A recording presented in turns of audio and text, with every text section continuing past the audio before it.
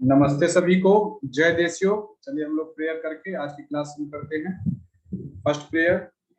ओम सहना भवतु सहनौ भुनक्तु सह वीर्यं करवावहै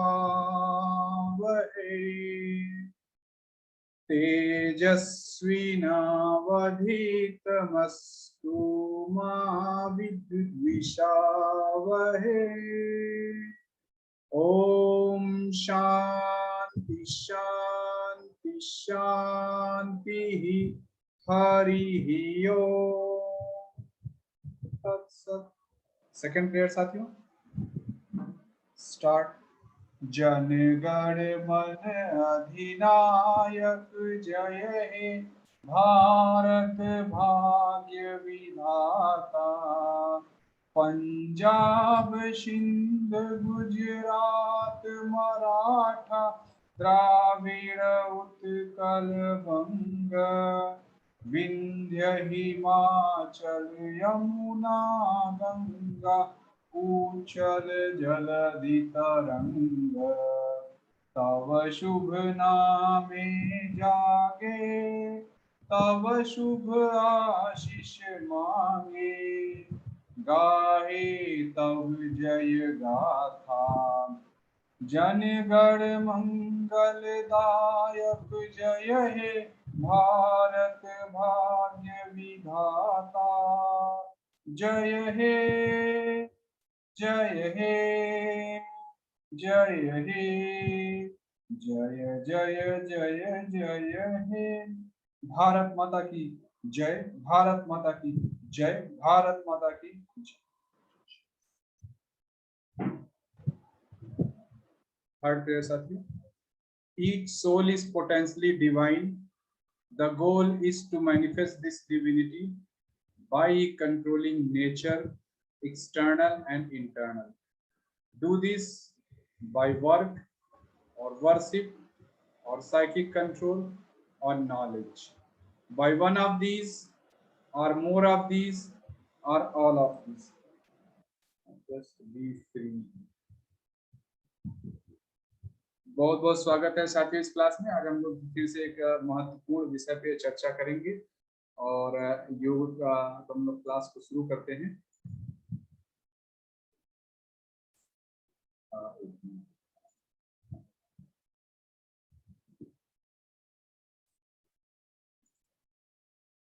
साथियों आज का जो टॉपिक है आयुर्वेद के बारे में। आयुर्वेद की बहुत ही बेसिक बातें जानेंगे। क्लास शुरू करने से पहले मैं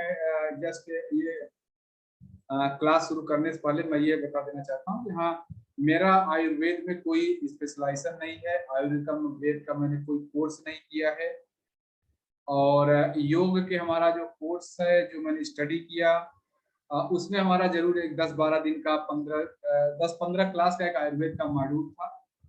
उसमें मेरी बहुत ज्यादा अंडरस्टैंडिंग नहीं था, लेकिन योग समझते समझते आयुर्वेद के ऐसे बहुत सारे लेक्चर्स अटेंड किए, बहुत सारे क्लासेस अटेंड करते करते कुछ बेसिक चीजें जो मुझे भी समझ में आने लगी हैं कि हाँ ये आयुर्वेद है। आयुर्वेद में ये सारे कॉन्सेप्ट महत्वपूर्ण हैं।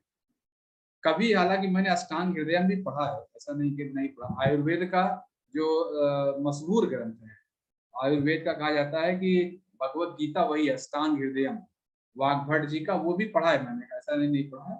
लेकिन अभी इस समय ध्यान भी नहीं, लेकिन वो पढ़ के इतना जरूर हुआ था कि कुछ मेन कॉन्सेप्ट आयुर्वेद के कौन है ये मुझे आइडिया हो गया है। तो मैं उन्हीं कॉन्सेप्ट की आपसे चर्चा करूंगा।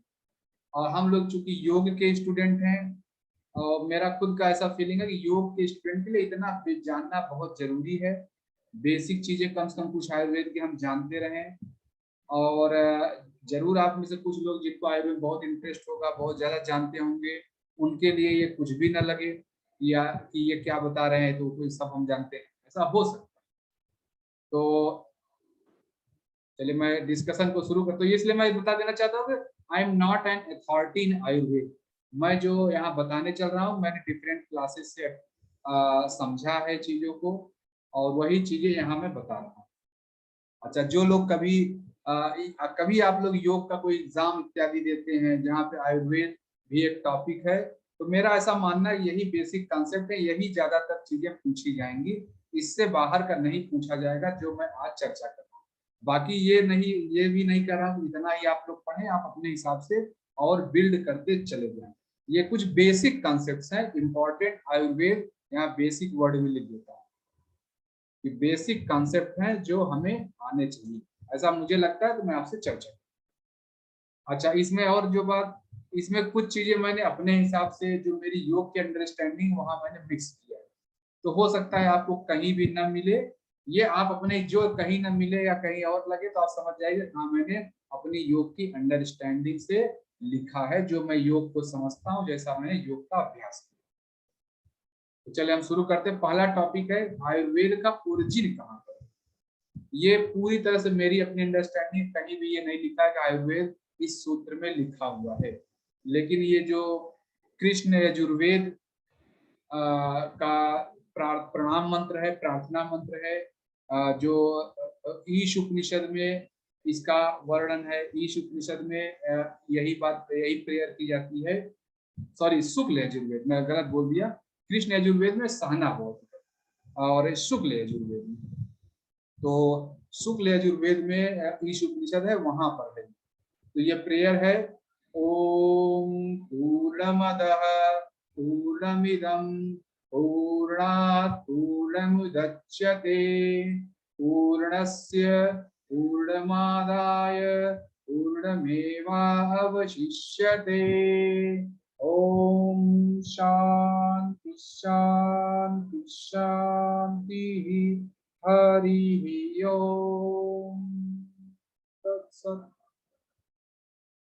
चलिए साथियों, तो ये जो ये सूत्र है, ये क्यों मैं कह रहा हूँ कि आयुर्वेद है, इस सूत्र का अगर आप देखें तो ये कहा जा रहा है वह भी पूर्ण, यानी वह इनफाइनाइट जो अनमैनिफेस्टेड ब्रह्म है वो भी पूर्ण है। मीनिंग ये नीचे लिखा हुआ है, that is infinite, this universe is infinite, the infinite means universe proceeds from unmanifested. कुल मिला के ये कहना चाह रहे हैं ईश्वर तत्व इनफाइनाइट है, ईश्वर से निकली हुई यह सृष्टि भी इनफाइनाइट है, और यह सृष्टि, यह क्या कहते हैं, यह सृष्टि जब ईश्वर तत्व से निकली तो ईश्वर ऐसा नहीं कि कुछ कम हो गया, ईश्वर अभी भी इनफाइनाइट ही है। इनफाइनाइट में से इनफाइनाइट निकलने पर इनफाइनाइट ही बचता है। तो यानी मैं ये कहना चाह रहा हूँ, अब मैं क्यों इसमें ये ले रहा हूँ, अगर ईश्वर ने ही इस कायनात को बनाया है और इस कायनात में से हम निकले हैं, यानी मनुष्य, मनुष्य जाति या और दूसरी जाति भी, लेकिन चूंकि आयुर्वेद की चर्चा मनुष्यों के रिस्पेक्ट में की जा रही है तो मनुष्य जाति का लेंगे, जो मानव जाति है उसके रिस्पेक्ट में कही जा रही है। तो अगर यह पूरी कायनात पंच महाभूतों से बनी है तो ये मानव देह भी पंच महाभूतों से ही बनी है, इसमें कोई डाउट नहीं। तो अगर ये बाहर कायनात का पंच महाभूत का हेल्थ कैसा है, उसको अगर हम प्रकृति को ऑब्जर्व करें तो हम अपने इस कायनात जो हम शरीर है इसके हेल्थ को भी इंश्योर कर सकते हैं। और इसके अगर, इसीलिए आयुर्वेद, आयु बढ़ाने की विद्या, आयु को संरक्षित करने की विद्या ही आयुर्वेद है। तो यहाँ हम लोग देखेंगे कि ये पूर्णमदः पूर्णमिदं कहाँ से आया है, मतलब सॉरी, इसका महत्व क्या है। ये अगला फिगर, ये देखिए, ये फिगर आप सभी लोगों ने देखा होगा कि योगी बैठ के कहीं ध्यान मग्न है, ऐसे चक्र दिखाए जाते हैं। और जैसे मैं ये कहूँ कि जो ये चक्र हैं, जो 7 चक्र हैं, यह आप लोग जानते हैं, योग के स्टूडेंट हैं, कहीं ना कहीं जरूर आपने पढ़ा होगा कि ये 7 चक्र में जो नीचे के 5 चक्र हैं, मूलाधार, स्वादिष्टान, मणिपुर, अनहद चक्र और विशुद्धि चक्र, यह पंच तत्वों को दिखाते हैं। पंच तत्व मतलब आकाश, वायु, अग्नि, जल तत्व और पृथ्वी तत्व, और इन्हीं पंच महाभूतों से तो ये पूरी कायनात बनी हुई है। तो जो बाहर ये पंच महाभूत है वो पंच महाभूत अंदर भी हैं। और इसका ये चक्र का नाम है, ये अलग अलग आप देख लीजिए, रूट चक्र, साइकिल चक्र, ये नाम है, आप जानते हैं। हर चक्र की क्या इंपॉर्टेंस है ये भी लिखा हुआ, basics, trust, sexuality, creativity, wisdom, power, love, communication, awareness, spirituality. अब आगे हम चलते हैं। अब अगर यह शरीर जो है इसी कायनात का हिस्सा है, मेरा शरीर, आपका शरीर, हम लोग इसी ब्रह्मांड के हिस्से हैं, और ये ब्रह्मांड पंच महाभूतों से मिलकर बना है, तो हमारे शरीर में पंच महाभूत हैं, ये भी हमने देख लिया। अगर ये चक्र से देखिए तो जो गले पे होता है ये विशुद्धि चक्र, ये आकाश तत्व है। जो सीने पर है ये वायु तत्व है। जो पेट में नाभि के पास होता है यह अग्नि तत्व है। उसके नीचे स्वादिष्टान तत्व है नाभि के नीचे, और जो पेरिनियम के पास होता है वो जल तत्व है। और साथियों, जब आप लोग योग की स्टडी कहीं आपने किया होगा तो ये जरूर आपने देखा होगा कि ब्रह्मांड ये कैसे बना। सबसे पहले ब्रह्म से आकाश तत्व निकला, आकाश तत्व से वायु निकला, वायु से अग्नि, अग्नि से अग्नि तत्व से निकला जल तत्व, और जल तत्व से निकला पृथ्वी तत्व। इसी क्रम में इन पंच महाभूतों का उदय हुआ है। अब आयुर्वेद के जो लोग थे, मान लीजिए ये तो योग की बात करें, पंच महाभूत ऐसे मानव, हमने जब आयुर्वेद की स्टडी शुरू की, अपनी आयु बढ़ाने की विद्या स्टडी करना शुरू किया, तो मानव ने ये देखा, जो हमारे साइंटिस्ट लोग थे, जो पुराने ऋषि मुनि थे, जो आयुर्वेद के आचार्य थे, वो लोग स्टडी करते करते देखे कि ये जो पंच महाभूत है ये हमारे शरीर के अंदर ऐसा नहीं कि इसी तरह उपलब्ध है। आप अब हमारे शरीर के अंदर आकाश कहाँ ढूंढ सकते हैं, आकाश ऐसे तो मिलना मुश्किल है। तो उन्होंने देखा कि ये जो पांचों महाभूत हैं ये आपस में क्रिया करके, मिक्सिंग करके तीन रूप का ले रखा है, वात पित्त कफ। यानी जो आकाश तत्व है, आकाश और वायु, आकाश से ही वायु निकला, ये मैंने बताया ऊपर। यहाँ अगर आप फोटो देखिए तो जो गले में है आकाश तत्व, सीने का जो अनहद चक्र है वायु, आकाश से वायु निकला, और ये दोनों मिलके जो हमारे शरीर में, ये दोनों मिलके किस चीज क्या निर्माण करते हैं, जिसका निर्माण करते हैं उसको कहा गया वात। एक गुण है बेसिकली, ऐसा नहीं कि वात शरीर में कोई अंग है, कहाँ ढूंढेंगे। ऐसे शरीर में हवा ढूंढते रहे तो हवा थोड़े कहीं मिलेगा आपको, या ईथर ढूंढते रहे, आकाश ढूंढते रहे। मेरा ये कहने का मतलब, जो ये पंच महाभूत में आकाश तत्व और वायु तत्व, ये दोनों आपस में मिले और जिसका निर्माण हुआ उसको आयुर्वेद वालों ने वात बोला। अब देखिए, ईथर हो गया, एयर हो गया, एयर के बाद क्या निकलना चाहिए, फायर, फायर और उसके बाद वाटर। तो फायर और वाटर ये दो जहां आपस में मिले, इन्होंने कौन सा तत्व बनाया, पित्त। तो वात पित्त, और फिर वाटर से निकला पृथ्वी, अर्थ। तो वाटर और अर्थ मिला के हो गए कफ। तो कभी आपने सोचा कि हमेशा जब भी आयुर्वेद की चर्चा थी, वात पित्त कफ क्यों बोलते हैं, कफ पित्त वात क्यों नहीं बोलते, या पित्त कफ वात क्यों नहीं बोलते, अलग अलग साइकिल, हमेशा वात पित्त कफ। इसीलिए बोलते हैं कि वात में आकाश तत्व है, आकाश से वायु, वायु से फायर, फायर से वाटर, वाटर से अर्थ, ऊपर से नीचे चलते हैं। तो वात पित्त कफ ऐसे ही बनता है। क्लियर है? आज से ये बात आपको समझ में आ गई, हमेशा वात पित्त कफ, क्यों पहले वात की चर्चा हो, इसलिए कि वात ईथर यानी आकाश से मिलकर बना है। तो आयुर्वेद वालों ने ये कहा कि ये जो मानव जीवन है तीन पायदान पे टिका हुआ है। योग वाले क्या कह रहे थे, पांच पायदान पे, यानी वो उनके लिए आकाश, वायु, फायर, वाटर और पृथ्वी था। आयुर्वेद वालों ने बोला कि नहीं, तीन पे टिका हुआ है, वात पित्त कफ। तो यही पांचों तत्वों से तीन तत्व का कहिए उन्होंने कहा निर्माण कर दिया। पांच कॉम्बिनेशन है और कुछ नहीं, अल्टीमेटली तो पांचों तत्व ही। तो वात पित्त कफ ये क्लियर है, आपको याद रहेगा वात पित्त कफ कैसे बनता है। और ये वात पित्त कफ क्या, वास्तव में पंच महाभूत ही है और कुछ नहीं, उन्हीं का एक नाम है। ईथर और एयर को कलेक्टिवली वात कह देते हैं, फायर और वाटर को कलेक्टिवली पित्त कहते हैं, और वाटर और अर्थ को कलेक्टिवली कफ कहते हैं। अच्छा, हम और आगे चलते हैं। अभी चलिए हम आगे। अच्छा, अगर मैं इनके वात पित्त कफ का स्वभाव क्या होगा, ये भी एक टॉपिक है।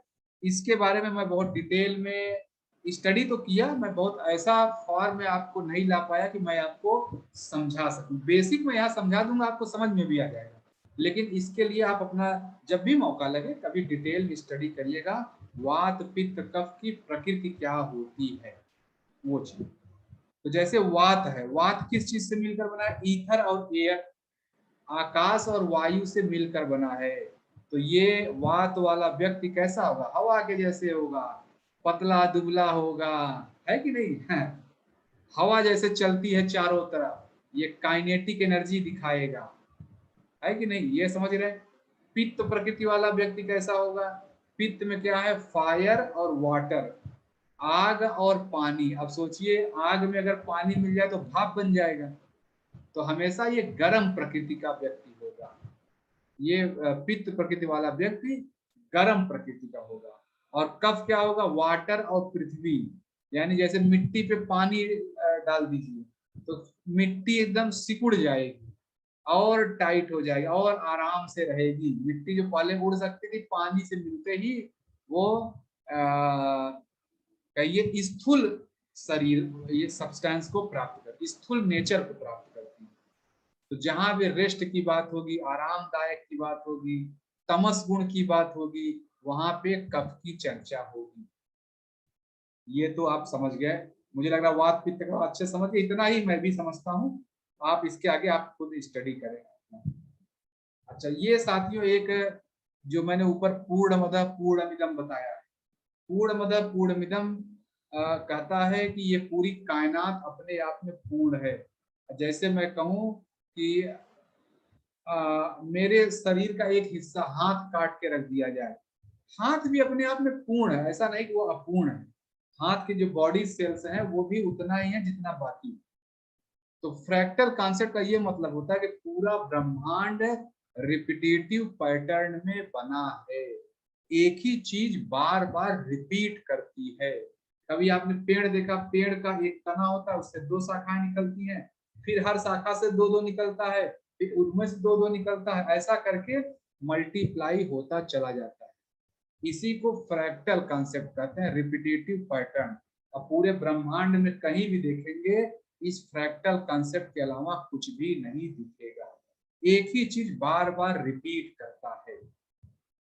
तो वही इस यहाँ पे एक टेबल में दिखाया गया है कि जो जिसको हम चक्र के नाम से जानते हैं, विशुद्धि चक्र, अनहद चक्र, मणिपुर चक्र, स्वादिष्टान चक्र, मूलाधार चक्र, यही 5 चक्र मैंने फोटो में दिखाया। अगर इनको महाभूत से लिंक करें, मैपिंग, तो आकाश तत्व, वायु तत्व, अग्नि तत्व, जल तत्व, पृथ्वी तत्व। अगर इसको तन्मात्र से लिंक करें, योग के स्टूडेंट आप सब लोग जानते हैं क्या मतलब है इसका, तन्मात्र से लिंक करना, शब्द, स्पर्श, रूप, रस, गंध। ये मैपिंग जो है ये आप लोग याद कर लें, योग के स्टूडेंट को अच्छे से आना चाहिए ये चीज, और कभी आपको एग्जाम देते हैं तो वहां पूछा भी जा सकता है। कभी आपका कोई स्टूडेंट ही आए तो आप इसको एक्सप्लेन कर सकते हैं। तो चक्र, महाभूत, तन्मात्र कैसे है, शब्द, स्पर्श, रूप, रस, गंध। शब्द क्या है? जो कान से सुनते हैं, लेकिन नीचे सेंस ऑर्गन लिखा है, बल्कि मुझे ये वाली लाइन ऊपर करनी चाहिए, जो सेंस ऑर्गन, तन्मात्र नीचे फिंगर लिखा है, ये फिंगर नीचे होना चाहिए, ज्यादा अच्छा है। तो देखिए, शब्द से सीधा मैप किसका है? कान का। सेंस ऑर्गन में देखिए, शब्द से मैप है कान का। स्पर्श से मैप किसका है? स्किन का। यहाँ देखिए स्पर्श लिखा है, ये स्पर्श है, और यहाँ लिखा है स्किन। ये दोनों आपस में एक ही हैं। स्किन ही हमें स्पर्श का बोध कराती है। आंख क्या है? आंख से है रूप तत्व। टंग से क्या है? रस तत्व, हमें स्वाद का बोध कराती है। और नोज से क्या है? गंध, यानी पृथ्वी तत्व। यहाँ देखिए नोज, आप देखिए नोज, गंध और पृथ्वी, इसके ऊपर वाले ये पृथ्वी तत्व, ये तीनों मैच कर रहे हैं। यहाँ पे देखिए टंग, जीभ है, ये रस, और जल, ये जल तत्व। ऐसे ही ये मैपिंग है, ये आप लोग तो चक्र, महाभूत, तन्मात्र, फिंगर्स में आप देखिए जो मिडिल फिंगर है ये आकाश तत्व को दिखाती है, इंडेक्स फिंगर वायु तत्व को दिखाती है, और स्पर्श की बात है, थंब जो है फायर दिखाता है, लिटिल फिंगर जल तत्व, और पृथ्वी जो है ये रिंग फिंगर पृथ्वी तत्व को दिखाती है।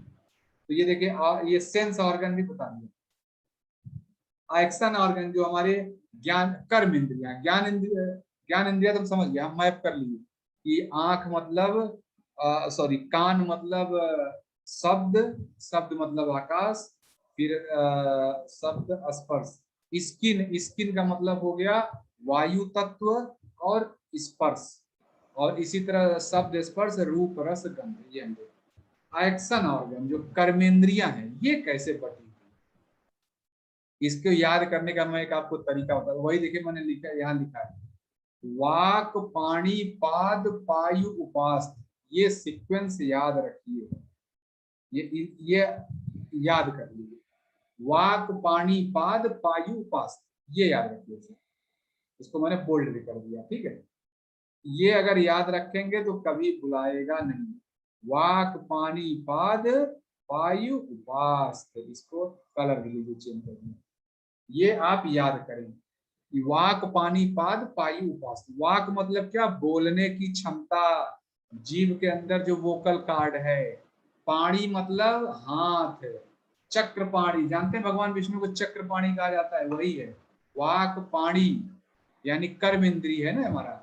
पाद मतलब पैर, नीचे के दो पैर, अब पायु का मतलब जेनाइटल ऑर्गन, उपास्त मतलब एनस या रेक्टम, जो भी आप कहें। तो ये अगर 5 याद रखिए, वाक पाणी पाद पायु उपास्त, तो आप तुरंत उसी तरह मैप कर लेंगे। शब्द स्पर्श रूप रस, मुझे क्या याद है मैं अपना बता दूं, मुझे ये 2 चीज अच्छे से याद है, शब्द स्पर्श रूप रस गंध, ये मुझे अच्छे से याद है, और वाक पाणी पाद पायु उपास्त, ये 3 से ही 2, इसी से मैं मैप कर लेता हूँ। शब्द स्पर्श रस रूप रस गंध, और ऊपर चक्र वाला, ये रेफरेंस के लिए मैं बता रहा हूँ, तो आप भी ये चीजें याद कर लें। ऊपर चक्र की पोजीशन तो आपको याद ही होगी, इसमें तो कोई डाउट नहीं मुझे कि आपको ये बात नहीं याद है कि ये चक्र इस क्रम में है। आपको 100% मैं श्योर हूं कि यह चीज अच्छे से याद है आप लोगों को। विशुद्धि चक्र, अनहत चक्र, मणिपुर, स्वादिष्ठान, मूलाधार, महाभूत भी याद है, ये सारा याद है। सिर्फ एक चीज आपको वाक पाणी पाद पायु उपास्त नहीं याद होगा, याद करना। और इसी तरह दोस्त से कैसे मैच करेंगे, जैसे ऊपर आपने देखा कि आकाश और वायु मिलके वात, फायर मिलके पित्त, और वाटर और पृथ्वी मिलके कफ। तो देखिए ये टेबल आपको याद रहनी चाहिए कैसे मैच, फ्रैक्टल कॉन्सेप्ट मैंने लिखा है, ये फ्रैक्टल है पूरा, फ्रैक्टल कैसे दिख रहा है। फ्रैक्टल मतलब एक ही चीज बार बार रिपीट करना। जो चक्र है, जो महाभूत है, चक्र तो आपके शरीर में है, महाभूत बाहर यूनिवर्स में है, शब्द स्पर्श रूप रसगंध बाहर यूनिवर्स में है, फिंगर आपकी उंगलियां हैं, जो सेंस ऑर्गन आपके शरीर के हैं, ये सब रिपीटेटिव है। अच्छा, बॉडी ऑर्गन्स को भी इनसे मैप करने की कोशिश की गई है, आप इसको देख सकते हैं। तो ये टेबल शेयर भी कर दिया जाएगा, आप इससे निश्चिंत, ठीक है, ये शेयर कर दिया जाएगा जिससे आपको याद करने में दिक्कत। अच्छा, वात पित्त कफ के लोग कैसे होते हैं। वात पित्त, वात बॉडी बहुत पतली दुबली होती है, जैसे मैंने आपको बताया हवा और आकाश से मिलके बने हैं, तो कैसे पहचानेंगे, जो बहुत पतले दुबले लोग होते हैं वो वात बॉडी के हैं। कुछ लोग आप देखते हैं बहुत ही मोटे होते हैं, मोटे मतलब हेल्दी, मतलब उनका मांसल देह है, शरीर फुला हुआ है, ऐसा नहीं कि बहुत मोटे हैं उनका पेट निकला, ऐसा नहीं, लेकिन देखने में थोड़ा हेल्दी लगते हैं, तो वो कफ प्रकृति के लोग। जैसे मैं अपना कहूँ तो मुझे अपना लगता है कि मैं कफ प्रकृति का, ऐसा मुझे लगता है, मुझे सही पता नहीं, मैं भी थोड़ा सा मोटा हूँ, तो ये कफ प्रकृति होता है। अब पित्त एकदम दुबले और एकदम पतले के बीच में, एकदम दुबले जो कहते हैं हवा के जैसे कुछ लोग होते हैं, पतले दुबले, वात बॉडी हो गई, ईथर और एयर, जो बीच में जो एकदम न मोटे हैं न पतले हैं, ये पित्त बॉडी है। तो वात पित्त कफ बॉडी देख के आप पहचान सकते हैं। इनके कुछ गुण भी होते हैं, वो आप अलग से अध्ययन कर सकते हैं, वो आज की क्लास का विषय नहीं है। वात पित्त कफ की बॉडी की प्रकृति। अच्छा, अब आगे चलते हैं। ये फिगर को मैं थोड़ा सा छोटा कर दूं तो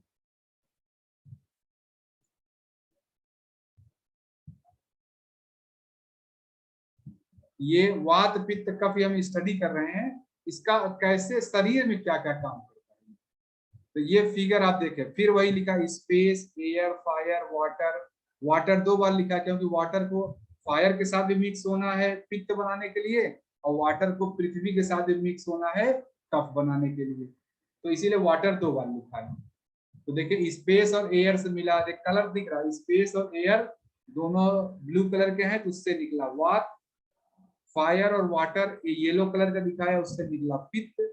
और वाटर और अर्थ अलग कलर के हैं, ब्राउन कलर के, उससे निकला कफ। इनको गुण कैसे होते हैं आप लोग, राजसिक तामसिक सात्विक गुण तो आप लोग अच्छे से जानते हैं, मुझे इसमें कोई डाउट नहीं है।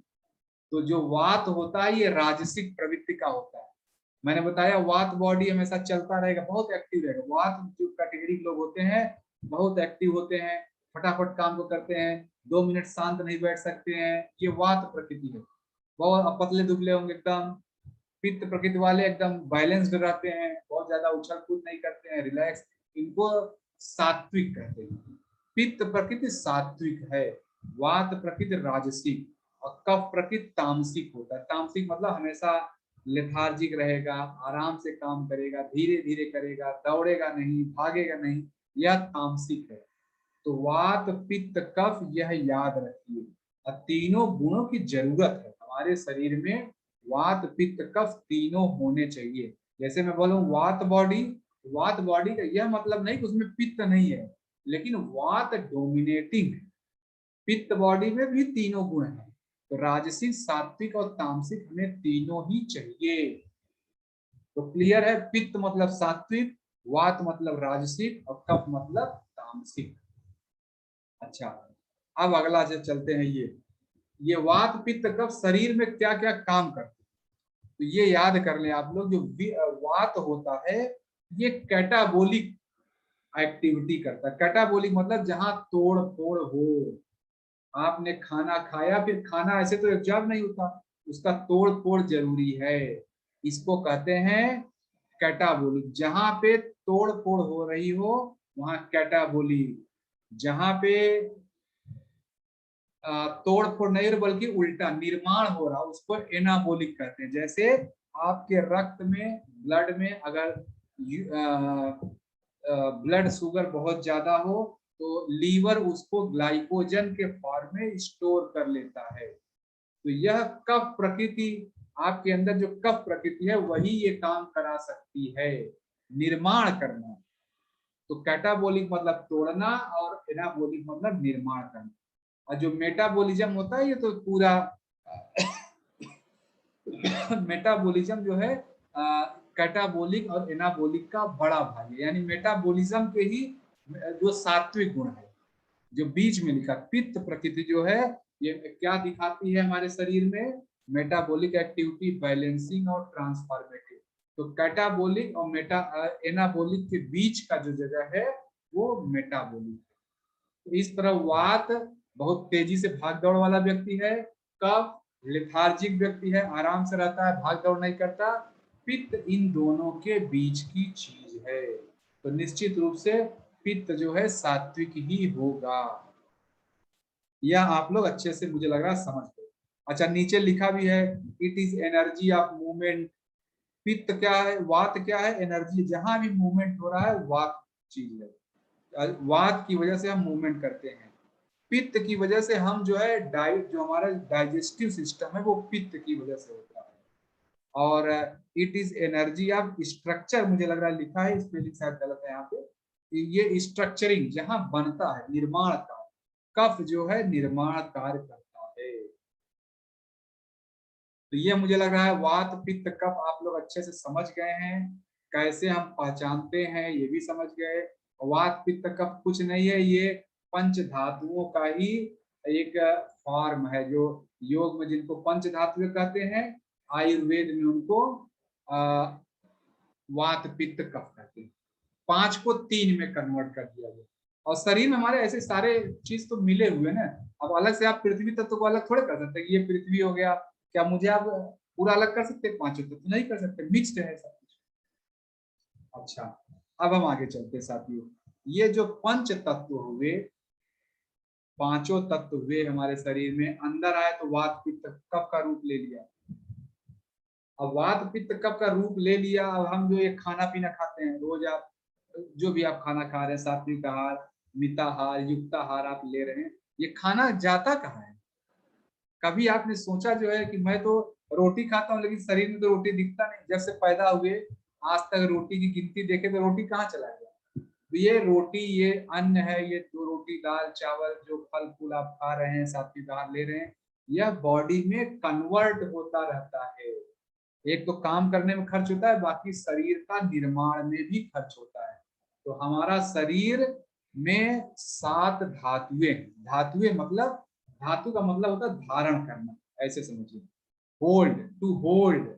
तो हमारे 7 टिश्यूज, जैसे आपने अगर एलो ये सब बायोलॉजी जो आधुनिक विज्ञान से पढ़ा होगा, तो बॉडी में कौन कौन से टिश्यू हैं? 4 तरह के, epithelial, epithelial tissue, muscular tissue, nervous tissue, connective tissue. ये तो एलोपैथ वाले या मॉडर्न जो जूलॉजी का नॉलेज है। आयुर्वेद क्या कहता है कि हमारे शरीर में 7 तरह के टिश्यू हैं। वो टिश्यू कौन है? इनका नाम आप जरूर याद रखिएगा। रस धातु, रस, रक्त, मांस, मेद, अस्थि, मज्जा, शुक्र। शुक्र मतलब जो जेनरेटिव टिश्यू होता है, स्पर्म, ओवम जो बनता है वो। तो हमारे शरीर में, हमारे जैसे मेरे शरीर का, आपके शरीर का, सबके शरीर में ये 7 चीजें हैं। रस, ये सीक्वेंस याद रखिए। जैसे ऊपर मैंने बोला वात पित्त कफ, कभी आपने कफ पित्त वात सुना है? नहीं सुना। वात पित्त कफ, वो क्योंकि वात आकाश वायु, उसी क्रम में सब वो रखना है, वात पित्त कफ। इसी तरह साथियों ये धातुएं हैं, रस, रक्त, मांस, मेद, अस्थि, मज्जा, शुक्र। यह याद रखिए। और ये हमारे शरीर में कहाँ कहाँ है ये देख लीजिए।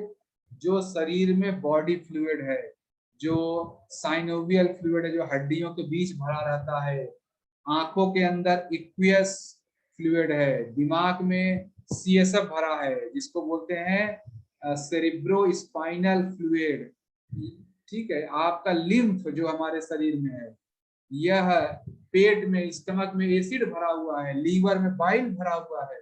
ये जो बॉडी फ्लूइड है, ये सब हमारे शरीर में रस धातु हैं। रक्त, रक्त हमारे शरीर, रक्त धातु कहाँ है? ब्लड, ब्लड को रक्त कहते हैं। रस, रक्त, मांस, हमारे शरीर में मांस कहाँ है? मांस धातु मतलब मस्कुलर टिश्यू, जो भी हमारे शरीर में मसल्स हैं ये मांस है। मेद क्या है? एडिपोज टिश्यू, एडिपोज मतलब जो मोटापा वाला फैट। जैसे मैं कहूँ मेरा 10 किलो वजन ज्यादा है, तो क्या मैंने 10 किलो का पत्थर थोड़े बांध रखा है? वो जो टिश्यू एक्स्ट्रा है वो भी जीवित है, उसको उसको मेद धातु बोलते हैं। हालांकि उसको हम एक्सरसाइज करके सात्विक आहार लेके उस टिश्यू को निकालना है, एडिपोज टिश्यू को तो निकालना है, मेद धातु निकालना, लेकिन वो रहता तो जीवित ही है। ऐसा नहीं कि आपका वजन 20 किलो बढ़ा तो आपने 20 किलो का पत्थर बांध दिया। अस्थि धातु, अस्थि धातु मतलब बोनी धातु। बोनी मीन्स जो हमारे शरीर में हड्डियां हैं, यह भी धातु है। और हड्डियों के अंदर जो बोन मैरो होता है, आप जानते हैं बोन मैरो, वो है मज्जा धातु, इसको मज्जा कहते हैं। और नर्वस टिश्यू, देखिए यहाँ पर जो नर्वस सिस्टम है वो भी मज्जा धातु है। और फिर नीचे शुक्र, शुक्र मतलब वही जेनरेटिव, जो सीमन, जो स्पर्म है या ओवम का कांस्टिट्यूएंट। तो देखिए हमारे शरीर में ये 7 धातुएं हैं, कहाँ कहाँ है ये भी आप समझ गए। रस, रक्त, मांस, मेद, अस्थि, मज्जा, शुक्र। अब ये क्यों इस क्रम में याद रखना है वो आगे देखेंगे, अगले फिगर में। ये देखिए, ये अगर फिगर आपको दिख रहा हो तो क्यों सीक्वेंस में याद रखना है? जैसा मैंने बताया कि हमारे शरीर में आपने रोटी दाल चावल खाया, तो क्या हुआ, रोटी दाल चावल खाते ही जो उसका डाइजेस्ट मतलब एब्जॉर्ब होने के बाद जो पार्ट शरीर में लगता है, कहते हैं ना खाना आपके शरीर लग नहीं रहा, जो खाना शरीर में एब्जॉर्ब हो रहा है सबसे पहले निर्माण होता है रस का। इन 7 धातुओं में सबसे पहला निर्माण होता है रस का, ये याद रखें। देखिए आपको एरो दिख रहा है, मुंह दिख रहा है, यहाँ से खाना आया, निर्माण क्या हुआ, रस। रस धातु से ही रक्त का निर्माण होता है, रक्त से मांस बनता है, मांस से मेद, मेद से अस्थि, अस्थि से मज्जा और मज्जा से शुक्र। यह इसी सीक्वेंस में है, इसीलिए कहा जाता है कि याद करें, रस रक्त मांस मेद अस्थि मज्जा शुक्र। जो भी आप खाना खाते हैं उसको एक, जैसे मैं आज अभी जो खाना खाऊंगा अगले 1 वीक लगेगा उस खाने को रस में कन्वर्ट करने में। अब उस रस से रक्त बनने में कितना समय लगता है, 1 वीक। हर स्टेज पे ये खाना 1-1 वीक तक रहता है, यानी मैं आज शाम को जो खाना खाऊंगा मेरे बॉडी में स्पर्म तक पहुंचते पहुंचते उसको 49 डेज लगेंगे। 7-7 दिन कहा जाता है हर स्टेज में रहता है। तो 49 डेज बाद खाना सटलेस्ट फॉर्म में पहुंच जाता है। तो 1 वीक रस, 1 वीक रक्त, अब 1 वीक मांस, फिर मेद, फिर अस्थि मज्जा शुक्र। ठीक है, ये 1-1 वीक का जो पीरियड है, मैंने अपने गुरु जी सुना है इसके बारे में, मैंने कहीं पढ़ा नहीं है, लेकिन उन्होंने एक बार मुझे बताया था ये बात कि 1-1 वीक रहता है। इसीलिए अगर आप देश योग का सात्विक आहार देखिए, 3, जो लोग स्टार्टिंग स्टूडेंट है पहले 3 महीने था, फिर हमने उसको 4 महीने किया, इसीलिए कि जब बॉडी सही से फंक्शन करता है तो भी खाने को असर दिखाने में 49 डेज लगता है। यहां से आप देखिए, अब किसी को ब्लड का कोई डिजीज है, मान लीजिए ब्लड प्रेशर है, अब देखिए ब्लड प्रेशर में खाना कितने दिन बाद पहुंचेगा, 15 दिन बाद। ब्लड शुगर में कब पहुंचेगा, 15 दिन बाद। इसीलिए शुगर और ये बीपी का जो है उसमें पॉजिटिव इफेक्ट अगले 15 दिन में ही आने लगता है। 1 वीक में वो खाना रस बना सात्विक आहार, अगले 1 वीक में वो रक्त में पहुंच गया। इसीलिए सब लिंक्ड है सब कुछ। जिसको मोटापा है देखिए उसको 3-4 वीक में फर्क आता है। रस रक्त मांस मेद, वो खाना जब मेद बनेगा, मेद वाले स्टेज पहुंचेगा, सारा मेद आपका गायब कर देगा। क्लियर है? यहाँ से आप देश योग का जो सात्विक आहार है उसका भी गणित देख सकते हैं, क्यों वो कुछ रोग क्यों शुगर 1 वीक में ही कम ठीक हो जाती है लोगों की, क्योंकि वो रक्त का रोग है। तो मुझे लग रहा है ये आप रस रक्त मांस मेद अस्थि मज्जा शुक्र समझ गए। अब हम अगले कॉन्सेप्ट पे चलते हैं। अगला कॉन्सेप्ट है मल। हमारे शरीर में मल किसको कहते हैं? मल, हम जैसे नॉर्मल रोज लैट्रिन जाते हैं उसी को मल कहते हैं, है कि नहीं? आयुर्वेद में 2 तरह के मल देखे गए हैं, 2 तरह के मल आइडेंटिफाई किए गए हैं। कौन कौन से? एक आहार मल है, एक का नाम धातु मल। आहार मतलब जो खाना खाने से मल बनता है। कौन कौन सा मल बनता है? फेसेस यानी पुरिस जो लैट्रिन बनता है, स्टूल, यूरिन और स्वेट। स्वेट मतलब पसीना, स्वेद। तो प्यूरिस मूत्र, स्वेद, यह 3 तरह के आहार मल हैं। अच्छा, ये मैं आपको कॉन्सेप्ट, पहला कॉन्सेप्ट क्या होता है, वात पित्त का बता दिया, फिर दूसरा सप्त धातुओं का कॉन्सेप्ट, अब तीसरा इंपॉर्टेंट कॉन्सेप्ट है मल। मल कौन कौन से हैं? तो देखिए कौन कौन सा, पुरुष मूत्र स्वेद, ये 3 आहार मल है। और धातु मल क्या है? हमारे शरीर में जो 7 धातुएं हैं, रक्त, रस रक्त मांस मेद अस्थि मज्जा शुक्र, इनसे भी जो रस है, जैसे रस बना तो बहुत सारा अनयूज्ड पार्ट भी होता है। तो धातु मल कौन कौन से हैं जो शरीर में होता नहीं, आंख के पास गंदगी निकलती है, नाक में गंदगी निकलता है, कान में गंदगी निकलता है, लैक्टिक एसिड, कार्बन डाइऑक्साइड, और जो ये बाल निकलता है, आपको पता है जो हमारे शरीर में सिर में बाल है या स्किन पे बाल है या नाखून है, ये सब मल है। हम लोग क्यों नाखून काटते रहते हैं, नाखून काटते हैं, बाल काटते हैं, मल वाला चीज काटते हैं। आप देखिए जो है, कभी आपने कान के अंदर गंदगी साफ किया, कान थोड़े साफ किया, कहते हैं हमने कान साफ किया, कान नहीं साफ किया, कान के अंदर गंदगी। तो बेसिकली ये हेयर जो निकलता है यह भी मल है, इसको धातु मल कहते हैं। नाखून भी मल है। अब बाकी ये कार्बन डाइऑक्साइड तो मल है, आप लैक्टिक एसिड मल है, ये तो आप जानते हैं, नाक में, आंख में, कान में।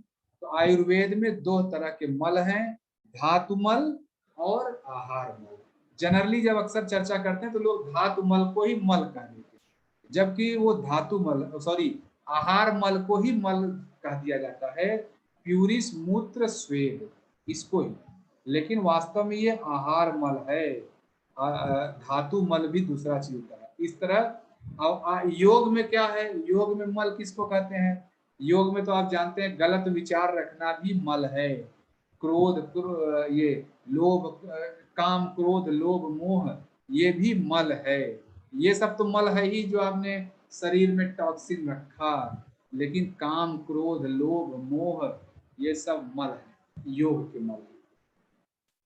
जो बाधक तत्व आप लोग जानते हैं, बाधक तत्व मल ही है, अल्पा, अत्याहार प्रयास, प्रजल्पो नियम, ये सब मल है, बहुत ज्यादा खाना भी मल।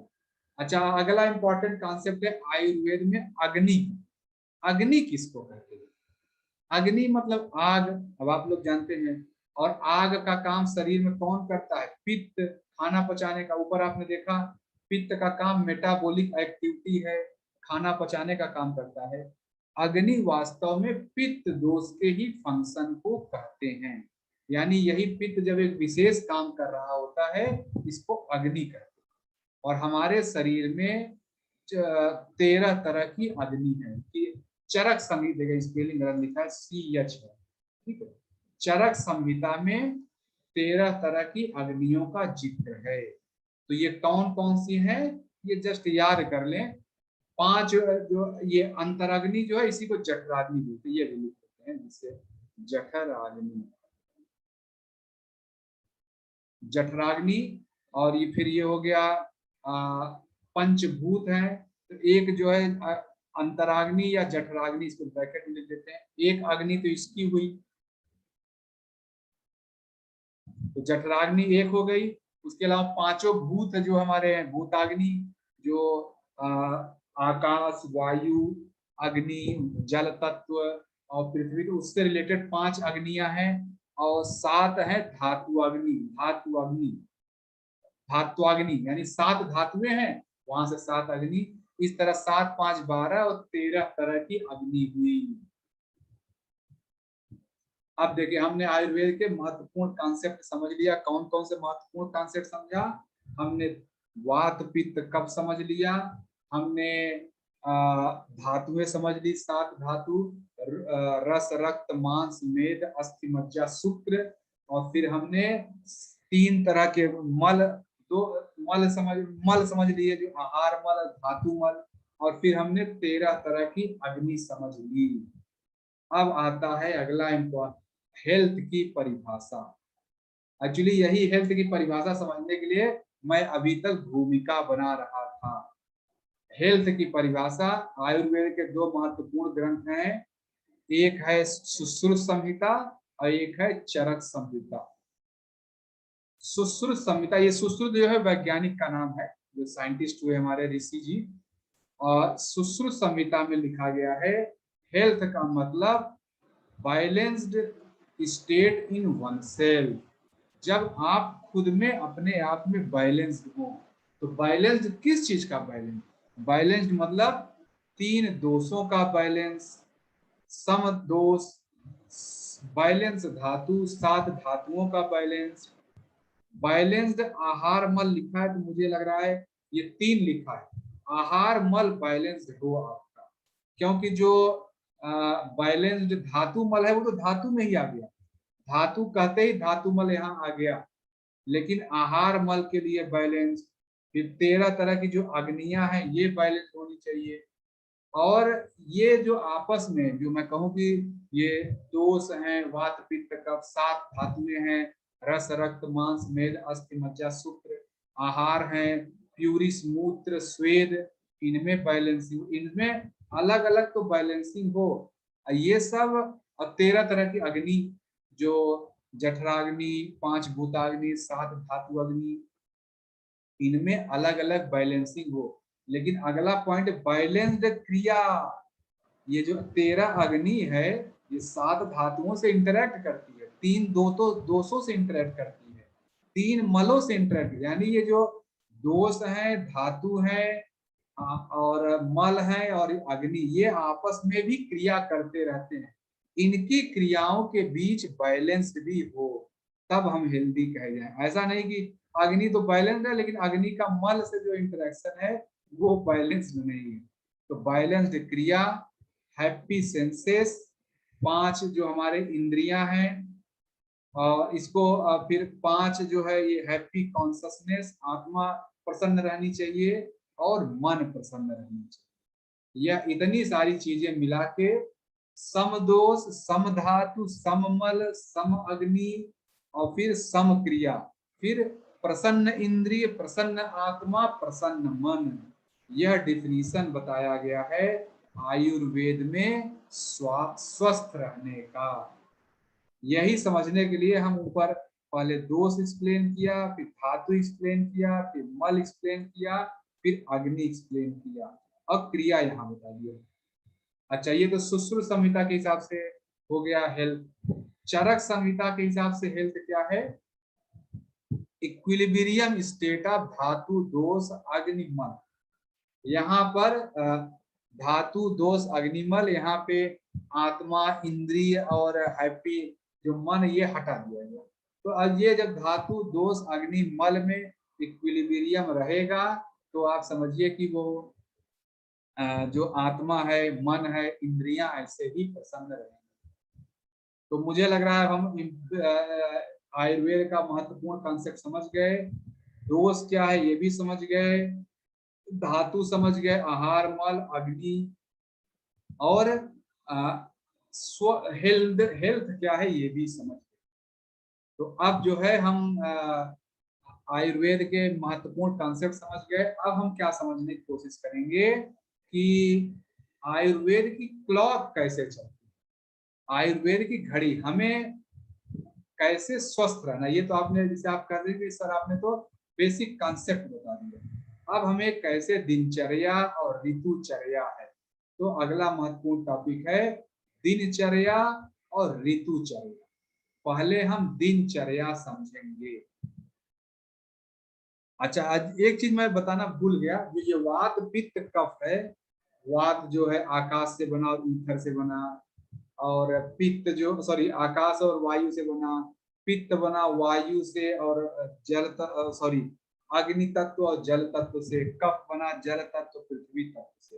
यह वास्तव में पंच भूति तो है। तो हमारी शरीर में पंच महाभूतों का जो है प्रॉपर बैलेंस होना चाहिए, यानी वात पित्त कफ बैलेंस्ड होना चाहिए।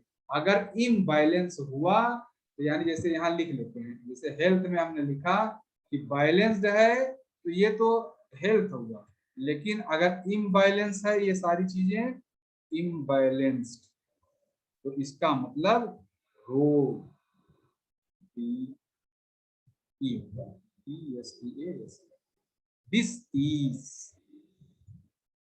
DISEAS। तो इम्बैलेंस मतलब डिसीज, याद है, डिजीज जिसको बोलते हैं, डिजीज का सही नाम क्या है? Disease, disease.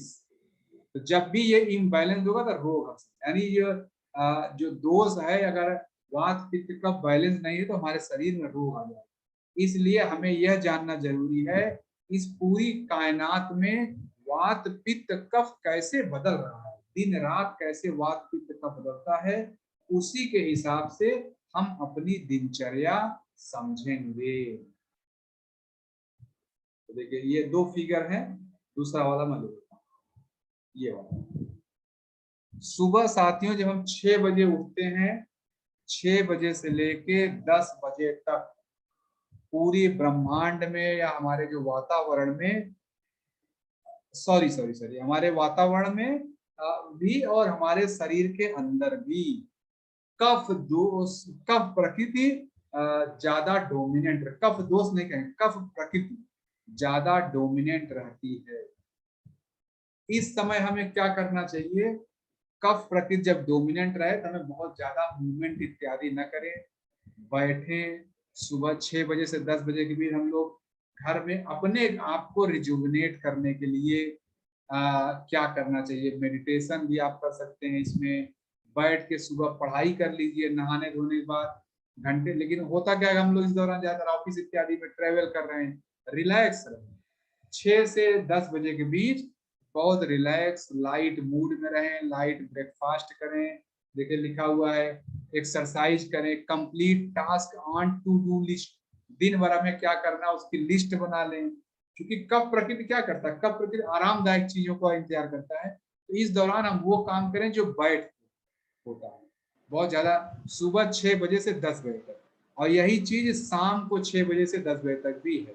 सेम चीज याद रखिएगा, शाम को भी कफ दोष ही कफ प्रकृति डोमिनेंट रहती है। अब आता है 10 से 2 बजे के बीच, 10 से 2 बजे के बीच हमारे शरीर के अंदर और बाहर वातावरण में भी पित्त प्रकृति बहुत ही ज्यादा डोमिनेंट होती है। यह हमारे दिन का सबसे महत्वपूर्ण हिस्सा होता है। इस समय पित्त प्रकृति हमारे शरीर में डोमिनेंट है। अब पित्त प्रकृति आपने देख लिया कि क्या बोलते हैं, मैं क्या बोलूं, पित्त प्रकृति मूवमेंट के लिए एनर्जी है, तो हमें 10 से 2 के बीच हमेशा भाग दौड़ वाला काम निपटा लेना चाहिए। ऑफिस इत्यादि में देखिए जो सुबह की लोग भाग दौड़ वाला सारा काम, ऐसा दिनचर्या देखिए बन गई ऑफिस इत्यादि, देखिए 10 से 2 के बीच हम वो वाला काम करते हैं जिनमें भाग दौड़ है। तमाम लोग ऑफिस पहुंचते ही सारा काम निपटा देते हैं, अपने नीचे सबऑर्डिनेट को काम दे दिया, बॉस के पास फाइल भेज दी। क्यों दे दिया? क्योंकि पित्त प्रकृति है, इस समय हमें वो काम करना जिसके लिए हमें भाग दौड़ एनर्जी इत्यादि चाहिए।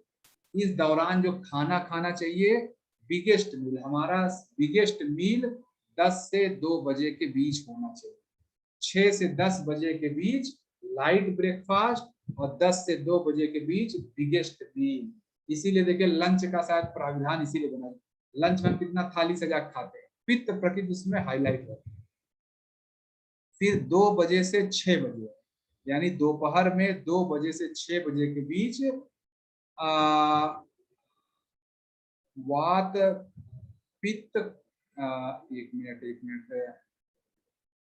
कफ, हाँ ठीक है, दोपहर 2 से 6 बजे के बीच वात प्रकृति, सॉरी मैं एक चीज उल्टा बोल गया, मैं क्षमा चाहता हूँ आपसे, मैं गलत बोल गया। 10 से 2 बजे के बीच, हाँ पित्त ही तो बोला, ठीक है, मैं यहाँ ये बोल गया कि पित्त प्रकृति जब होता है बहुत ही मूवमेंट वाला है, ये मैं गलत बोल गया। पित्त प्रकृति सात्विक टेंडेंसी है। मैं फिर से बोल देता हूँ, मैं रिपीट कर देता हूँ, सुबह 6 बजे से 10 बजे तक कफ प्रकृति हावी, कफ प्रकृति का डोमिनेंट रहता है, डोमिनेंस रहता है। इस दौरान हमें वो काम करना चाहिए जो हमें बैठ के करना है, प्लानिंग करिए, बहुत ज्यादा भाग दौड़ ना करें, वो वाला काम। तो देखिए यहाँ लिखा कंप्लीट टू डू लिस्ट, आप हल्के फुल्के एक्सरसाइज इस दौरान करें, प्राणायाम करें, पूजा पाठ करें, घर वालों से चर्चा करें, परिवार वालों से मिलें, दोस्तों यारों से बात करनी है कर लें, रिश्तेदारों, ये 6 से 10 बजे के बीच निपटा देना चाहिए, या सुबह 6 से 10 के बीच या शाम को 6 से 10 के बीच। 10 से 2 बजे के बीच पित्त प्रकृति डोमिनेंट रहती है। पित्त प्रकृति का डोमिनेंट मतलब सात्विक, हमारी बुद्धि सात्विक रहती है, और सात्विक बुद्धि का मतलब ज्ञान का प्रकाश। इस समय हमारा शरीर बहुत ही ज्ञानी, ज्ञान लेने के लिए और तैयार रहता है। इसलिए इस दौर समय जो मोस्ट चैलेंजिंग पार्ट है वो यहाँ करना चाहिए, स्ट्रेटजी बनाइए, प्लानिंग बनाइए, ये सब करना चाहिए। 2 बजे से और 6 बजे के बीच हमारे शरीर में वात प्रकृति का डोमिनेंस रहता है। वात प्रकृति मतलब मूवमेंट, मूवमेंट करना। इस दौरान हमें क्रिएटिव, जो सबसे मोस्ट क्रिएटिव काम है इसी समय हमें करना चाहिए। एक बार, हाँ, मोस्ट क्रिएटिव जो काम है 2 से 6 बजे के बीच करना है। ब्रेन स्टॉर्मिंग करना चाहिए, प्रॉब्लम को एनालाइज करें, डिजाइन करें। आप देखिए ऑफिस इत्यादि में जो लोग काम करते हैं, ऑफिस की लोग ज्यादातर मीटिंग दोपहर में लंच के बाद पसंद करते हैं। क्यों? क्योंकि उस समय वात प्रकृति है, ब्रेन स्टॉर्मिंग वहां कर पाएंगे, मूवमेंट वाले स्टेज में रहते हैं। सुबह पित्त प्रकृति, शांत रह के ऑफिस में काम करो, या अपना काम जो निपटाना है जो शांत रह के जो कर सकते हैं, सात्विक बुद्धि रहती है। 2 से 6 बजे के बीच वो बुद्धि आ जाती है, राजसिक एक्टिव, ब्रेन स्टॉर्मिंग इसीलिए करते हैं। जो लोग ऑफिस में ये बात समझते होंगे मैं क्या कर रहा हूँ, ऐसा ही होता है। मीटिंग जनरली लोग कहते हैं 3 बजे के बाद रखिए, और फिर यही रिपीट होता है। इसको याद कैसे करेंगे, मैं कैसे याद करता हूँ मैं बताता हूँ। वात पित्त कफ हम लोग बोलते हैं, लेकिन सुबह 6 बजे से लेकर शाम 6 बजे तक इसका उल्टा हो चलता है। कफ पित्त वात, पहले वात पित्त कफ होता है। हम सुबह पहले कफ 6 से 10, फिर 10 से 2 पित्त, और फिर 2 से 6 वात, और शाम को एग्जैक्टली रिपीट कर। सुबह 6 से 10 के बीच जो है वही शाम को 6 से 10 कफ, सुबह 10 से 2 के बीच पित्त, तो हमें रात के 10 से 2 के बीच पित्त। सुबह दोपहर मतलब दिन में दोपहर में 2 बजे से 6 बजे के बीच वात, तो रात में 2 से 6 के बीच वात।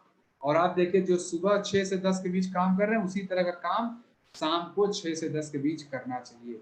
इस दौरान रिस्टोर करें, सोने की तैयारी करें, घर परिवार में परिवार के साथ समय बिताएं, बहुत ज्यादा भाग दौड़ न करें।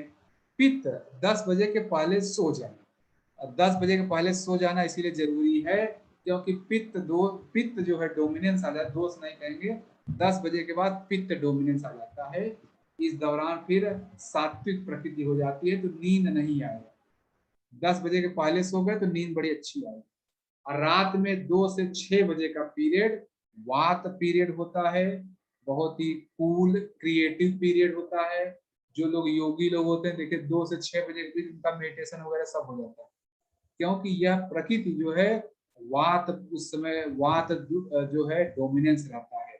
उस दौरान आप क्रिएटिव काम, ब्रेन स्टॉर्मिंग, वो सारे काम कर सकते हैं। तो ये दिनचर्या, इस दिनचर्या से अगर हम रहेंगे तो आप यकीन मानिए हमें कभी भी रोग नहीं आएगा। ये प्रकृति ने दिनचर्या हमारा ऐसा बना रखा है। तो जब हमारे अंदर कफ है, उसी समय बाहर भी कफ रहता है, ये समझिए। ये दिन के हिसाब से अंदर और बाहर कफ क्या होता है, हमें ऐसा ही काम करना। दिनचर्या में मुझे लगा अच्छे से आप समझ गए हैं। ये आपसे एग्जाम इत्यादि में क्वेश्चन पूछा जा सकता है कि सुबह 6 बजे से लेके 10 बजे तक कौन सी प्रकृति डोमिनेंस में है, शाम को 6 बजे से 10 बजे तक कौन सी डोमिनेंस में है, इस समय हमें क्या करना चाहिए, लाइट फूड कब लेना चाहिए, लंच कब लेना चाहिए, डिनर कब लेना चाहिए। ठीक है, ये तो दिनचर्या हो गया। अगला है ऋतुचर्या। ऋतुचर्या में बताऊं तो भारत में 6 तरह की ऋतुएं हैं। नॉर्मल हम लोग जानते हैं गर्मी, ठंडी और बरसात, लेकिन भारत में 6 तरह की ऋतुएं हैं। और इसको मैं इस बसंत ऋतु से स्टार्ट करता हूँ। 6 ऋतुएं कौन कौन सी, इसको याद कर लें। कैसे याद करेंगे मैं भी भूल जाता हूँ, आप जिस जैसे, मैं भी, मेरे पास का कोई शॉर्टकट नहीं है याद करने का। आपके पास कोई हो तो शेयर कर दीजिएगा। मैं किसको, बसंत ऋतु जो है मार्च अप्रैल का महीना है। फिर मार्च अप्रैल मई जून में गर्मी पड़ती है, वो ग्रीष्म ऋतु है। फिर जुलाई अगस्त में वर्षा ऋतु है। और फिर उसके बाद सितंबर अक्टूबर में शरद ऋतु है, ऑटम जिसको बोलते हैं। और सितंबर अक्टूबर नवंबर दिसंबर में हेमंत ऋतु है, जिसको प्री विंटर बोलते हैं। और जनवरी फरवरी में शिशिर ऋतु है, जिसको विंटर बोलते हैं। यह 6 ऋतुएं हैं, और यही यहाँ बगल वाले फोटो में भी दिखाया गया है 6 ऋतुएं। तो वसंत ऋतु, ग्रीष्म ऋतु, वर्षा ऋतु, शरद ऋतु, और सॉरी शरद ऋतु, हाँ शरद ऋतु, हेमंत ऋतु, ऋतु और शिशिर ऋतु। ठीक है, यह याद रखे। मैं भी ये, ठीक है, मैं अपनी समस्या मैंने आपको बता दिया, ठीक है, इसको याद कर ले। ये 6 ऋतुएं हैं। इन 6 ऋतुओं के समय प्रकृति के अंदर बड़े लेवल पे, यानी अभी हमने माइक्रो लेवल पे तो ये देखा, यानी ये दिनचर्या जो था दिन भर में कैसे वात पित्त कफ बदलता रहता है। सुबह पृथ्वी कफ, कफ डोमिनेंस मतलब पृथ्वी तत्व और जल तत्व का डोमिनेंस रहता है। दिन में पित्त मतलब अग्नि तत्व और जल तत्व, और 2 से 6 के बीच वायु तत्व और आकाश तत्व का डोमिनेंस रहता है। ये तो दिन का हो गया, लेकिन सीजन में कैसे परिवर्तन होता है, इसके लिए यह फिगर आप ध्यान से देखें। ये फिगर क्या है, देखिए, दोष में 3 चीज होता है। किसी दोष का कब संचय, अच्छा यहाँ जो ऊपर चय लिखा है ये वास्तव में संचय, ठीक है। तो यस ए एन आप समझ लीजिए, लोकल एक्यूमुलेशन ऑफ दोष। तो दोष का संचय कब होता है, प्रकोप होना मतलब वो बहुत ज्यादा मात्रा में हो जाता, प्रकोप हो जाना। और एक है प्रशमन, प्रशमन मतलब या समन, वो दोष कब डाउन हो जाता है। इसको जो मैंने याद करने का तरीका, समझने का तरीका मैं आपको बता देता हूँ, वैसे आप याद कर लें। गर्मी के महीने में यानी जून जुलाई में वात, अब देखिए जून जुलाई में गर्मी बहुत पड़ेगी, सॉरी मई जून में, मई जून में गर्मी बहुत पड़ेगी, टेम्परेचर बहुत ज्यादा होगा, तो हवा की गति बहुत ज्यादा होगी। यानी मई और जून में वात दोष का संचय होता रहता है शरीर में, हमारे शरीर में। और जब बरस संचय होता रहता लगातार। बरसात में क्या होगा, जब बरसात का सीजन आया तो अब संचय हो गया, अभी अपना प्रभाव दिखाएगा।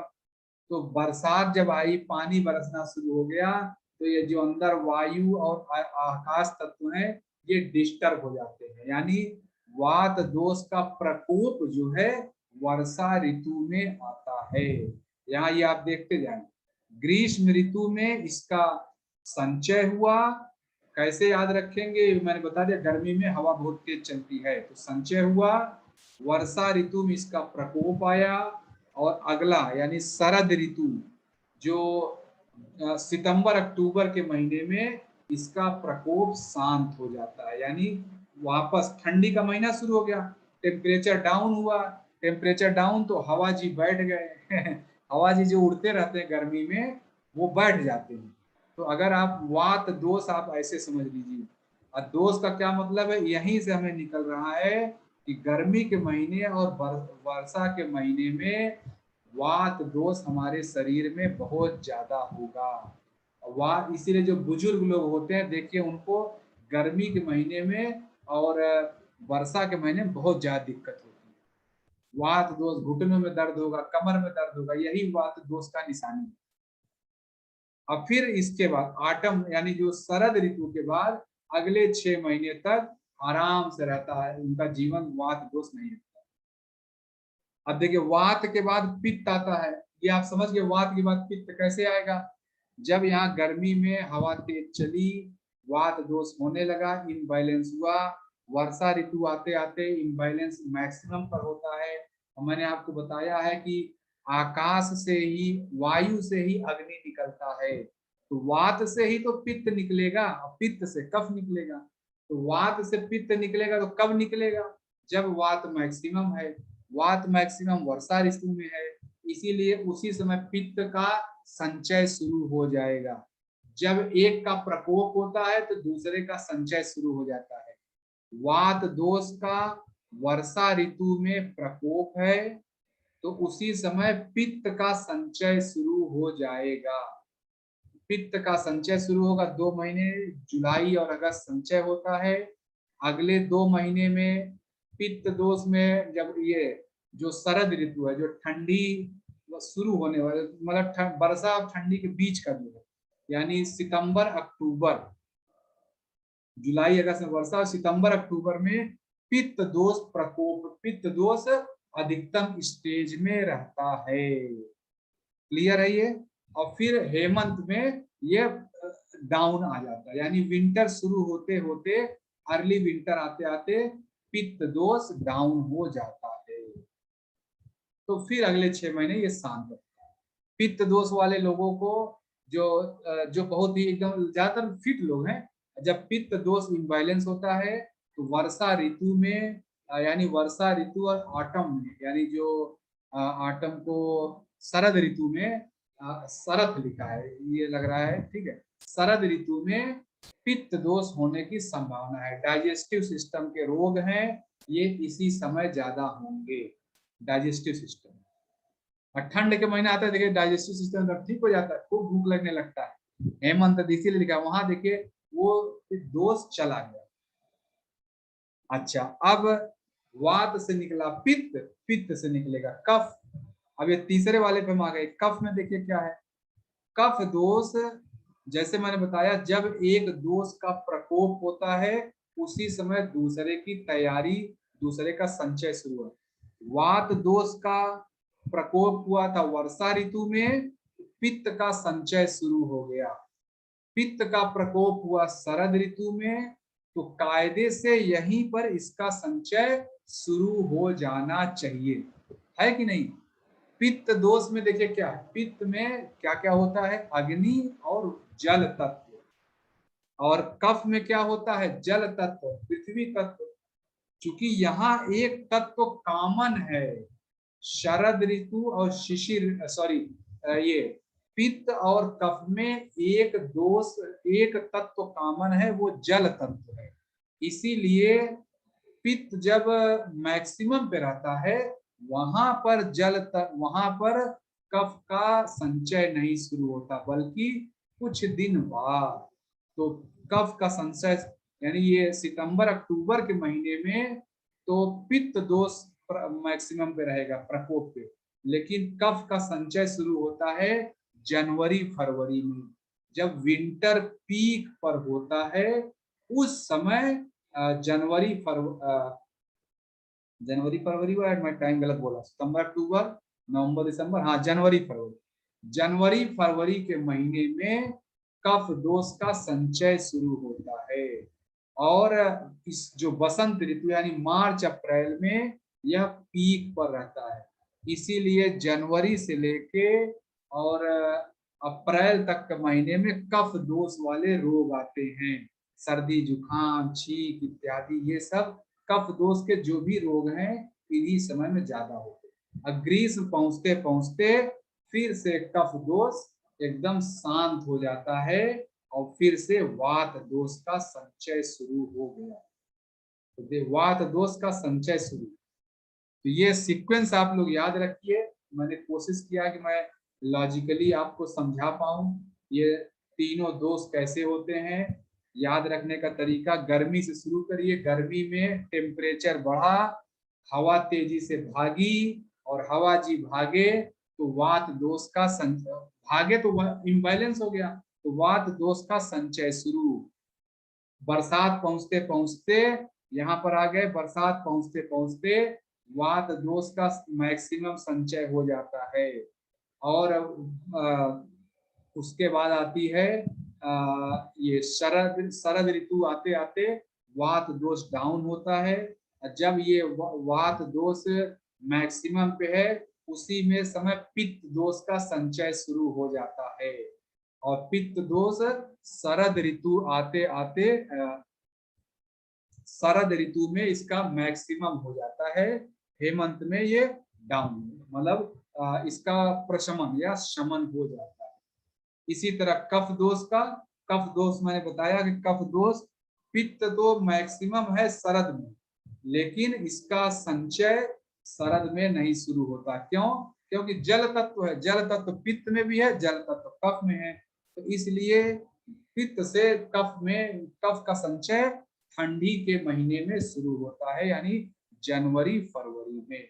इस तरह आप ये याद रखें, इससे आप अपनी ऋतुचर्या को समझ पाएंगे, किस ऋतु में हमें क्या करना चाहिए, कैसा खाना पीना चाहिए, कहाँ भाग दौड़ करनी चाहिए, ये आप दोष के, वात पित्त कफ दोष के लक्षणों से समझ जाएंगे।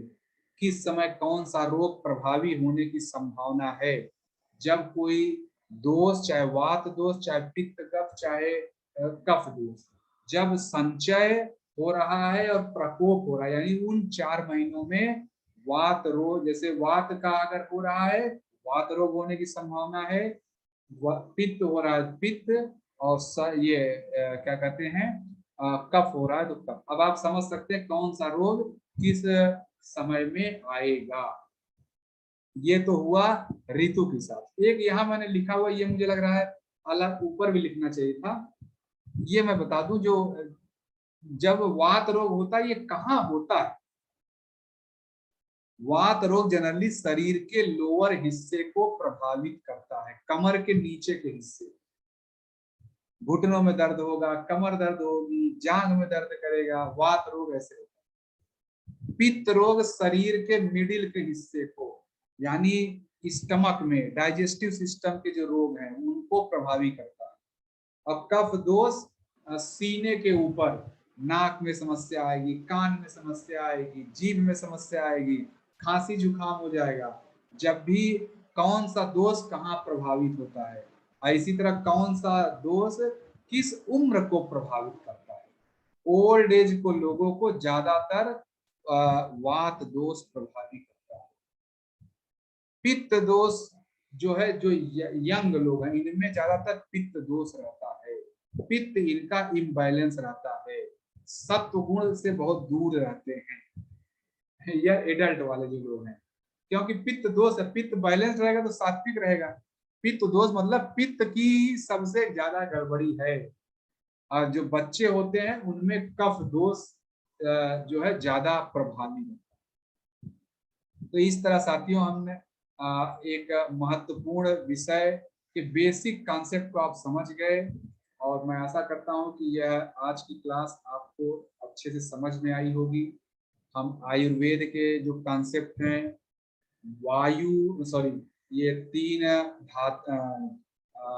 तीन दोष कौन से हैं, वात पित्त कफ, 7 धातुएं रूप रस रक्त मांस मेद अस्थि मज्जा सूत्र, 3 मल कौन से हैं, प्यूरिश मूत्र स्वेद, और 13 अग्नि कौन सी है ये भी हम समझ गए, जठराग्नि भूताग्नि धातुअग्नि, और इनका बैलेंस्ड क्या है, इनको हेल्थ हेल्थ की डिफिनीशन इनकी जरूरत है। इसलिए हमें हेल्दी रहना तो हमें सम धातु, सम सम दोष, सम धातु, सम मल, ये सब रहना पड़ेगा। और फिर हम ये भी समझ गए कि क्रियाओं का बैलेंस होना बहुत जरूरी, इनके आपस में जो इंटरेक्शन है वो जरूरी है। दिनचर्या हम समझ गए, दिन के हिसाब से सुबह 6 से 10 बजे तक कफ, 10 से 2 बजे तक पित्त, और 2 से 6 बजे तक वात वात डोमिनेंस रहता है। तो हम इससे भी समझ जाएंगे दिनचर्या हमारी कैसे हो। ऋतुचर्या भी हम समझ गए, एक चार्ट से पूरा लॉजिकल तरीके से। हम ये भी समझ गए कि कौन सी एज में कौन सा दोष ज्यादा प्रभावी रहता है। जैसे वात दोष कब प्रभावी हो, ओल्ड एज में वात दोष बहुत ज्यादा, ओल्ड एज के लोग इसीलिए घुटनों में दर्द, जोड़ों में दर्द इसीलिए शुरू हो जाता है। ठीक है, अब बच्चे जब रहेंगे तो कफ दोष प्रभावी रहेगा, एडल्ट में पित्त दोष ज्यादा रहता है, लोअर पार्ट अपर पार्ट, हम मिडिल पार्ट अपर पार्ट ये भी समझ गए। तो मुझे लग रहा है आयुर्वेद के मैं बेसिक कॉन्सेप्ट आपको समझा पाया हूँ। चले मैं प्रेयर करके आज की क्लास यहाँ से एंड करूंगा। ओम स्थापकाय च धर्मस्य सर्वधर्म स्वरूपिणे अवतार वरिष्ठाय रामकृष्णाय ते नमः। जननीं शारदां देवीं रामकृष्णं जगद्गुरुं पादपद्मे तयोषित्वा प्रणमामि मुहुर्मुहुः।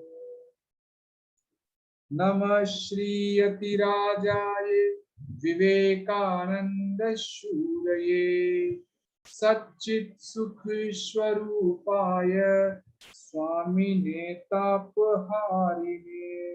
ओम शांति शांति शांति। हरि ओम तत्सत्। श्री राम कृष्णाय अर्पणमस्तु।